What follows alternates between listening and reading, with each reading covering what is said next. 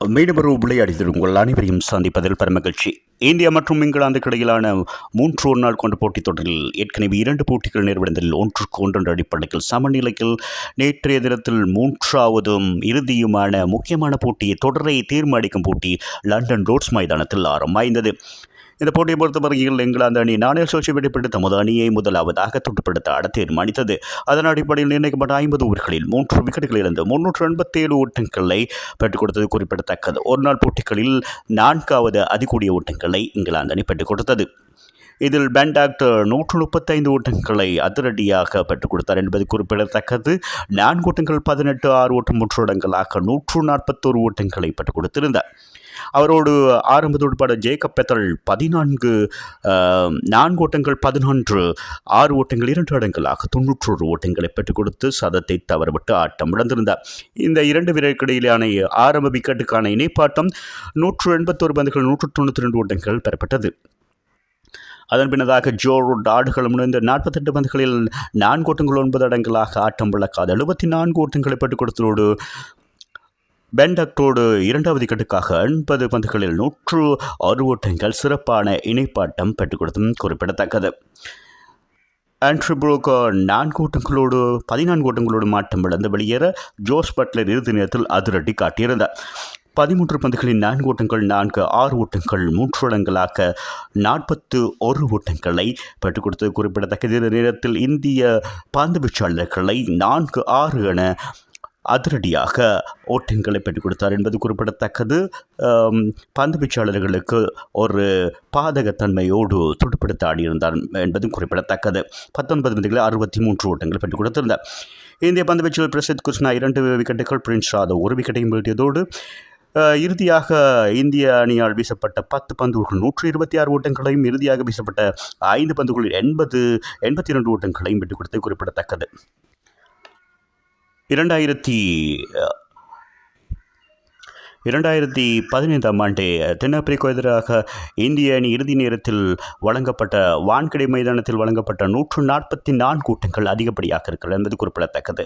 இந்திய அணி 388 ஓட்டங்கள் இலக்காக துடுப்படுத்தாட வந்திருந்தது என்பது குறிப்பிடத்தக்கது. ரோஹித் சர்மா அதிரடி காட்டியிருந்த நேற்றைய தினத்தில் 110 பந்துகளில் 4 ஓட்டங்கள் 17, 6 ஓட்டங்கள் 5 இடங்கள் 138 ஓட்டங்களை தன்னுடைய 34வது சதத்தை பெற்றுக் கொடுத்தார் என்பது குறிப்பிடத்தக்கது.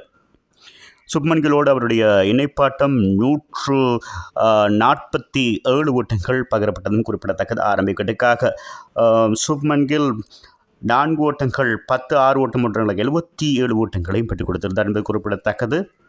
கடைசியாக நடந்த இங்கிலாந்துக்கு எதிரான அனைத்து போட்டிகளும் சிறப்பாக செயற்பட்டிருந்தார் என்பதும் குறிப்பிடத்தக்கது. 2 அணிகளிலும் ஆரம்ப துடுப்பாட்ட வீரர்கள் சதத்தை பெற்றுக் கொடுத்தார்கள் என்பது குறிப்பிடத்தக்கது. 4 இணைப்பாட்டங்கள் சத இணைப்பாட்டமாக கருதப்பட்டது என்பது குறிப்பிடத்தக்கது. இதற்கு முன்னதாக 2009ஆம் ஆண்டு சச்சின் டெண்டுல்கர் மற்றும் சேவாக் ஆகிய இருவரும் 153 ஓட்டங்களும் இந்திய அணி சார்பாகவும், டில்ஷான் மற்றும் தரங்க 188 ஓட்டங்களையும் இலங்கை அணி சார்பாக பெற்றுக் கொடுத்திருந்தார்கள். ஆகவே இன்றைய தினத்தில் டாக்டர் 192 ஓட்டங்களோடு பெத்தலோடு இணைப்பாட்டம் அமைத்திருந்தார். இங்கிலாந்து சார்பாக ரோஹித் சர்மா மற்றும் கில் 147 ஓட்டங்கள் இணைப்பாட்டம் பகிர்ந்து கொண்டதும் குறிப்பிடத்தக்கது இந்திய அணி சார்பில். அத்தோடு ஒரு அணி சுற்றுலா பயணம் மேற்கொண்டு அதிகப்படியான சதங்களை பெற்றுக் கொடுத்த வரிசையில் UAE மண்ணில் சச்சின் டெண்டுல்கர் 7 தடவையும் மற்றும் ரோஹித் சர்மா இங்கிலாந்து மண்ணில் 8 தடவையும் சதத்தை பெற்றுக் கொடுத்தது சாதனையாக இருக்கிறது என்பது குறிப்பிடத்தக்க. நேற்றைய அந்த சாதனையை முறியடித்திருந்தார்.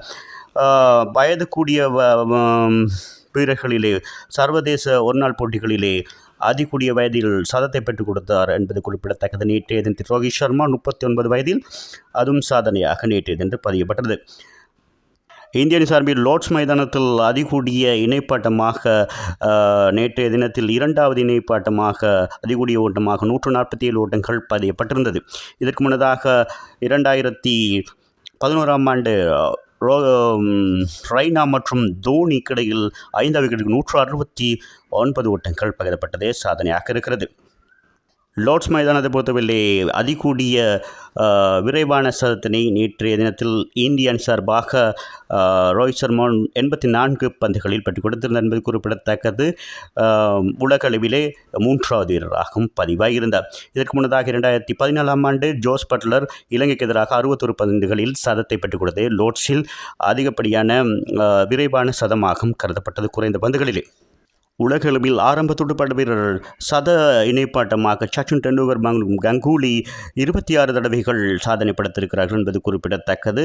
அத்தோடு ரோஹித் சர்மா மற்றும் கோலிக்கு இடையில் 21 தடவைகள் சத இணைப்பாட்ட சாதனை படைக்கப்பட்டிருக்கிறது என்பது குறிப்பிடத்தக்கது. நேற்றைய தினத்தோடு 21 தடவைகள் இந்த சாதனை நிலைநாட்டப்பட்டிருக்கிறது. அத்தோடு ஒருநாள் சர்வதேச போட்டிகளிலே சத இணைப்பாட்டத்தை எந்த ஒரு வீரரோடும் பகிர்ந்து கொண்ட அதிகூடிய சாதனையாக சச்சின் டெண்டுல்கர் இதுவரை 99 தடவைகள் அந்த சாதனையை படைத்திருக்கிறார் என்பது குறிப்பிடத்தக்கது. இப்பொழுது விராட் கோலி 87 தடவைகள் அந்த சத இணைப்பாட்டத்தை வீரரோடு பகிர்ந்து கொண்டதும் குறிப்பிடத்தக்கது நேற்றைய தினத்தில். அத்தோடு ஒருநாள் சர்வதேச போட்டிகளிலே ஆரம்ப விக்கெட்டுக்கான இணைப்பாட்ட சாதனை மொத்தமாக நேற்றைய தினத்தில் 447ஆக மாறியிருந்தது என்பது குறிப்பிடத்தக்கது. இங்கிலாந்து மற்றும் இந்திய ஆரம்ப துடுப்பாட்ட வீரர்களால் அந்த சாதனை படைக்கப்பட்டிருந்தது. இதற்கு முன்னதாக 2009ஆம் ஆண்டு இந்தியா மற்றும் இலங்கைக்கு எதிரான போட்டியில் ராஜ்கோட்டில் 2009ஆம் ஆண்டு அந்த சாதனையை முறியடித்திருந்தது என்பது குறிப்பிடத்தக்க இந்த போட்டி. அத்தோடு விராட் கோலி 60 பந்துகளில் 4 ஓட்டங்கள் 6 ஓட்டங்கள் 3 ஓட்டங்களாக 74 ஓட்டங்களை பெற்றுக் கொடுத்து ஆட்டம் இழந்தது. இவர் 3வது விக்கெட்டுக்காக 2வது விக்கெட்டுக்காக ரோஹித் சர்மாவோடு இணைந்து 86 பந்துகள் 113 ஓட்டங்களை பெற்றுக் கொடுத்து ஆட்டம் இழந்திருந்தார். அத்தோடு இஷான் கிஷான் 14 ஓட்டங்கள், சுரேஷ் ஐயர் 0, KL ராகுல் 12, அக்ஷர் பட்டேல் 2, ஆட்டம் இழக்க குர்னல் பிரார் 14 பந்துகளில் 6 ஓட்டம் 4 ஓட்டம் 3 இடங்களாக ஆட்டம் இழக்காது 14 ஓட்டங்கள். ஹர்ஷீப் சிங் இறுதி நேரத்தில் 6 பந்துகள் 4 ஓட்டங்கள் 3 இடங்களாக ஆட்டம் இழக்காது 15 ஓட்டங்கள். இதன் காரணமாக நிர்ணயிக்கப்பட்ட 50 ஓவர்கள் இந்திய அணி 360 ஓட்டங்களை மாற்றம் பெற்றுக் கொடுத்திருந்தார்கள். 7 விக்கெட்டுகளிலிருந்து 27 ஓட்டங்கள் வித்தியாசத்தில் நேற்றைய போட்டியில் வெற்றி பெற்று 2-1 அடிப்படையில் தொடரை கைப்பற்றிருந்தார்கள் இங்கிலாந்து அணி. பந்துவீச்சு போது ஷியாம் கரன் 10 ஓவர்களில் 75 ஓட்டங்களுக்கு 4 விக்கெட்டுகளையும், ஜோப்ரா ஆர்ச்சர் மற்றும் அடில் ரஷீத் ஜேக்கப் பெத்தல் தலா ஒவ்வொரு விக்கெட்டுகளையும் வீழ்த்தியிருந்தார் குறிப்பிடத்தக்கது. இந்த போட்டியில் 2 அணிகளும் சேர்த்து 747 ஓட்டங்கள் பெறப்பட்டதும் சாதனையாக மாறியிருக்கு. இதற்கு முன்னதாக 2025ஆம் ஆண்டு இங்கிலாந்து மற்றும் தென்னாப்பிரிக்காவுக்கு இடையிலான போட்டியில் 655 ஓட்டங்கள் பெற்றுக் கொடுத்தது சாதனையாக இருக்கிறது. அந்த போட்டியில் சிறப்பாக செயற்பட்டிருந்த ஜேக்கப் பெத்தல் இந்த போட்டியின் ஆட்ட நாயகனாகவும், இந்த தொடரில் சிறப்பாக செயற்பட்ட ஜோ ரூட் இந்த போட்டியின் தொடர் ஆட்ட நாயகனாகவும் தெரிவானார் என்பது குறிப்பிடத்தக்கது. மீண்டும் ஒரு விளையாடி உங்களை சந்திக்கும் வரை உங்களிடமிருந்து விடைபெறுவது உங்கள் அன்பின் பதுலை தாஸ். வணக்கம் அன்பு சொந்தங்களே.